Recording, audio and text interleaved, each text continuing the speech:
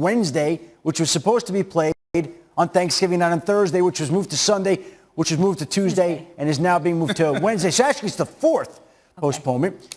That game has led to a shift in schedules for Week 13 as well, with the Steelers-Washington game scheduled for Sunday now being moved to Monday, where there'll be a triple header involving the Ravens and Cowboys that was supposed to be on Thursday. That was moved to Monday, and the Washington Steelers game, and our Monday night game next week, which is the 49ers and the Bills, after the 49ers have to go to Arizona. There's the schedule there. That's what we need, Adam. A lot of moving parts. We need a graphic. So do you got all those changes? Everything is upside down. It's hard to keep track of everything, but there it is right now where we're at this particular point in time. Ravens Steelers Wednesday, Cowboys Ravens Monday, Washington Steelers Monday, Bills at 49ers in Arizona on Monday as well. And Adam, let's just be clear about something, because I think a lot of people are confused why some games get moved and some games don't.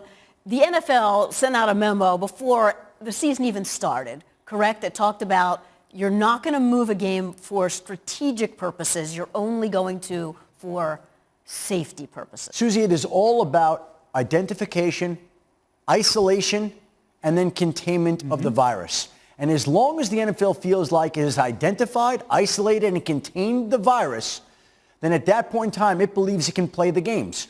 If that is not the case, if it can't identify and it can't isolate and it can't contain, as was the case in Baltimore, they're going to continue to postpone that game. That's why the Broncos-Saints game on Sunday was played, because the league believed that the virus was identified, isolated, and contained in Denver, whereas it wasn't in Baltimore, and that's why that game keeps shifting, and that's what will be the case as COVID cases spike across the country and across the NFL. You know, I think that's a good point, because a lot of people have been talking about the Bronco game shouldn't have been played because they had no quarterbacks. It's not about competitive balance. It's about safety. Yes. The NFL, the NFLPA, they've been doing an outstanding job. And so I want everyone to understand that they're doing everything in the name of health and safety, which they should. You know, when I look at the Baltimore Ravens Pittsburgh game, as a player being in the locker room, I'm just kind of concerned about their mental state of what they've been through in the last week and a half. You think about, Boog, your first primetime game. Now it's moved from Monday to Tuesday, like Adam just alluded to.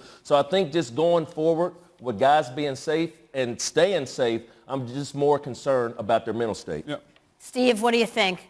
There's going to be some competitive advantage, right? You're just going to have to deal.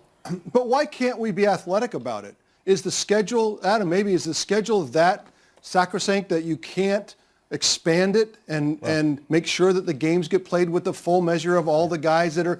No one wants to watch the Baltimore Ravens play without Lamar Jackson. Nobody wants to watch the Denver Broncos play without a quarterback. I mean, I understand safety. I get all that.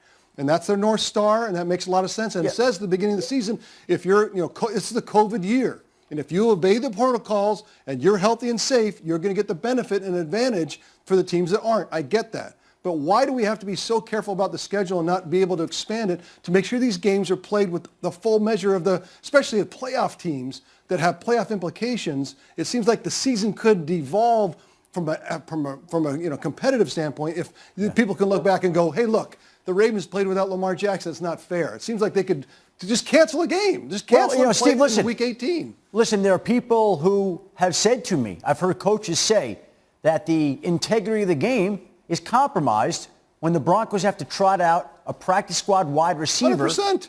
to play quarterback. But the league would say, okay, as much as we're interested in that, what trumps that in this year, in this season, are the protocols that we have in place and the safety of the players. And they can't make allowances all the time. Just cancel it and expand the season. Just play another week. Who cares? But again, the league has been on a path, and I think it's very evident. We are 12 weeks into the season. The NFL hasn't canceled a single game, Steve. Guess what? Amazing. Schools across the country canceled. Restaurants closed. Schedules shifted. Everything has changed. You know what's gone on? The NFL has gone on. The show goes on. And if you don't think that the league is determined to plow through this